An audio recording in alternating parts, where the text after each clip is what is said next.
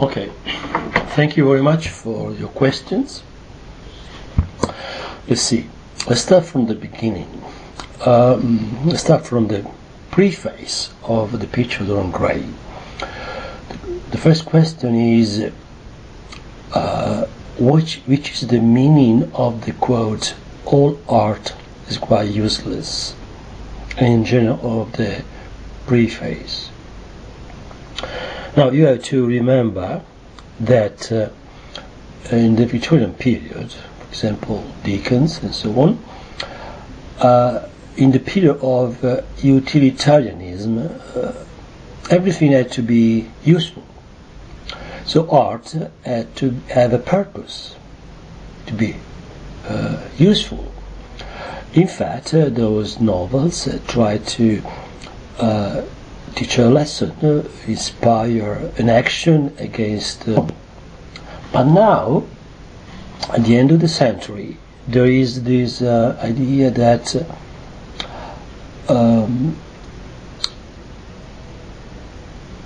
art is just for art's sake. It's not a new idea. We saw that in John Keats. The idea that art does not need to be useful in order to be art.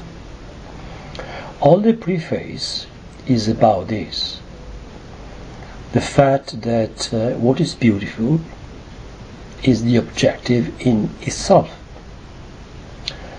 So when Oscar Wilde says all art is quite useless, he means that there's no need to have a use of art. Art is beautiful, and that's it.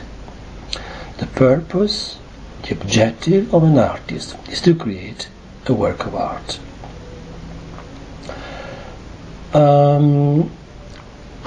Let's move on to another question. I think it's referring to the document on the trial of Oscar Wilde. When the quote is this: "What is the meaning of love that dare not speak his name? Is it platonic love?" Well, actually, the trial was about the love affair between Oscar Wilde and another man, a young aristocrat. And in his defense, Oscar Wilde refers to history, to the fact that Greek philosophers, great Renaissance artists, had always particular love for somebody who special relationship with another man. Either could be young or their age. But as this kind of love was not approved, that is why it doesn't have a name. It doesn't have a name because if you give it a name, it will be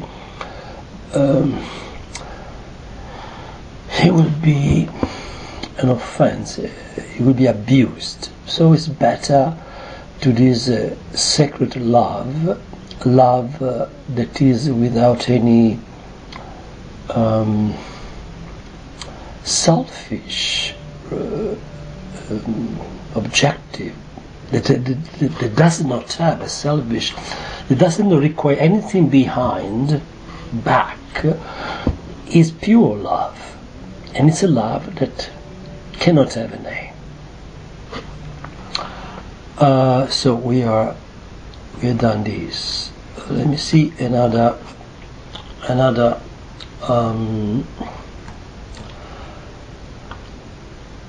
Okay, another question is this: is there a paradox between what is declared in the preface and what happens in the book? Well, this is probably a question of personal opinion. In my personal opinion, you have on the one hand the preface, it is about art, just for art, no moral message to be is necessary to create a work of art. But if you read the novel, at the end there's a clear moral message. If you do wrong, you will be punished. And the protagonist, because he did wrong, was died in the end. Was punished for his actions. So you can see there's apparently a contrast between a story, a work of art, a novel that should be without an objective, and then a novel that has a clear moral message.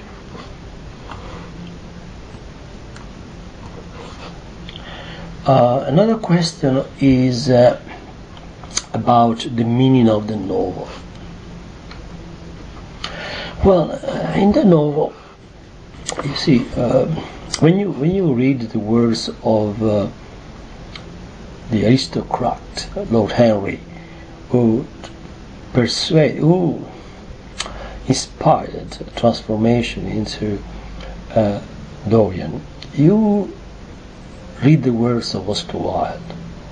Oscar Wilde was very famous for his aphorisms, for his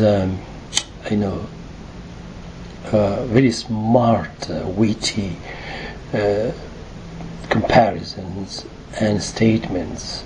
He wanted to shock people, and he was. If you read again the second chapter of the Picture of Dorian Gray, you see that Lord Henry is a manifesto of hedonism. That is, live your life fully because it's short. You, Dorian, you are young now, but how long will you be young? So live your youth to the full. Forget everything else, and enjoy your life as it is. So this is one thing. Of course, the fact that at the end the protagonist dies does not change the fact that it is a book about hedonism. We saw hedonism in Kubla Khan. Maybe you are studying also D'Annunzio's Il Piacere, and also there is a life of a person who lives for his pleasure. That's all you need to. That's all you need actually. There's nothing else you need to know to have. Just pleasure, beautiful things.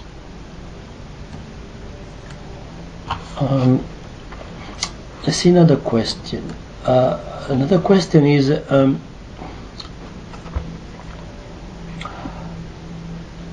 About the Faustian Bergen. You remember Dr. Faustus last year? Well, he was not happy with the limitations of human condition and wanted more. To have more, you had to make a deal with the devil. And for 3 times he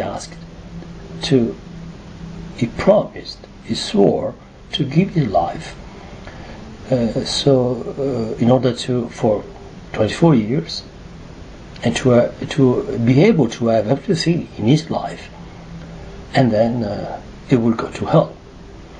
Now, when the moment in the second chapter, when we see Dorian watching for the first time his portrait, and after having listened to Lord Henry, he understands that it is beautiful, because before that moment he was naive. He had no idea of his beauty, but now he knows he has a quality, he has something, beauty, and is temporary. And so he asks in the room, maybe you can see in the video, there is a black cat. Black cat was a symbol. There was I think it's an Egyptian cat, The cat was the symbol of the other world. It was a sort of guardian between this world and the other world. So, when he says 3 times that he would like to exchange his situation, it has been beautiful, but with a short life, and the painting that is beautiful but eternal, is done in the presence of this cat. And so in a way is a Faustian deal, because he is making a deal with the devil.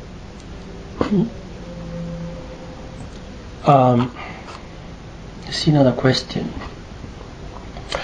Another question was this: why Basil put too much of himself in the picture?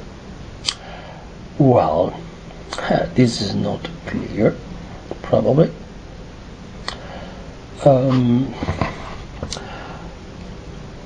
Sometimes you have to read the text literally.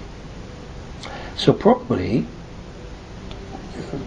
the painter put a part of himself, his soul, in the painting. And so the painting was not just a painting, it was a living thing. And probably there is the possibility, unspoken because of the period, of an attraction, love, between the artist and the sitter, the young man, probably. But in the end, the fact that it's not just an ordinary painting means that it's just that. It's not an ordinary painting. There's more. Basil put more than just his art, put himself. So the painting has a soul. And having a soul, it has a life. See another question.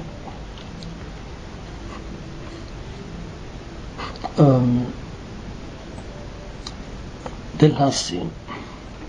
In the last scene, you see the video shows Dorian after his life of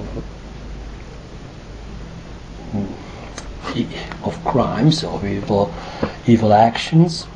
So for Dorian there was no morality. So everything was possible, allowed. Because of him, some people died. Because he didn't care about that. The moment you live only for yourself, then everything is possible. There's no morality. In the end, he kills himself. He stabbed the picture because he believed that stabbing the picture he could destroy the spell. But he did not realize the fact that the picture was himself, was his double, was his soul. So in stabbing the picture, he stabs himself, as we saw in the video.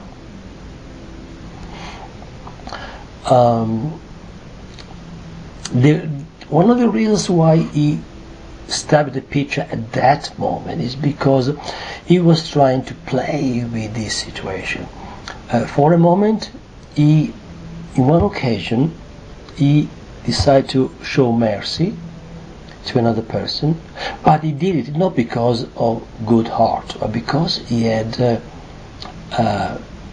idea that in doing so he could reduce his crime, his past crimes.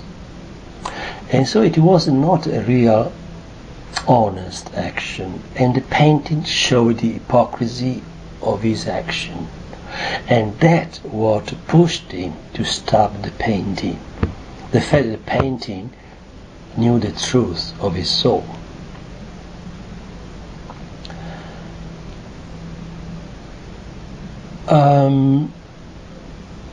So basically this is what you asked me to do.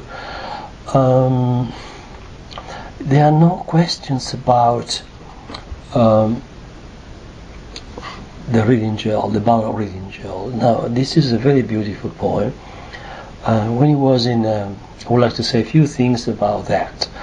When he was in jail, after the trial, he felt he wanted to forgive his friend for not having said anything in his support during the trial. And this is the reason of the poem. And in the first part of the poem, you see a man who killed his wife when he was under the influence of alcohol. His coat is red. The red is the color of alcohol, wine, and also blood. And then you see that before he was sentenced to death, he walked in a different way. He saw the sky for the first time in his life. Every moment counted. And so this, when Oscar Wilde saw this man, he reflected on the meaning of life. And he saw, and now we move to a universal level, not a individual level, universal level. He says every man kills the thing he loves. In different ways, maybe with some words, maybe with money. In many ways, there's a reference to Judas, there's a reference to anything we can do to when we want something and we don't care about the other side, the other person. We can do anything to control and to have what we want. And we don't know that maybe in doing so we can kill the other person. But not all these quotation marks killings, close quotation marks, are a crime according to the law. What the man did to his wife is a crime for the law. So he went to prison and is going to be sentenced to death. But in everyday life, we do something that is as bad as what he did, but without being incriminated. All right, that's it for now, according to your questions. The next one I would like to be with about Thomas Hardy. Okay, enjoy.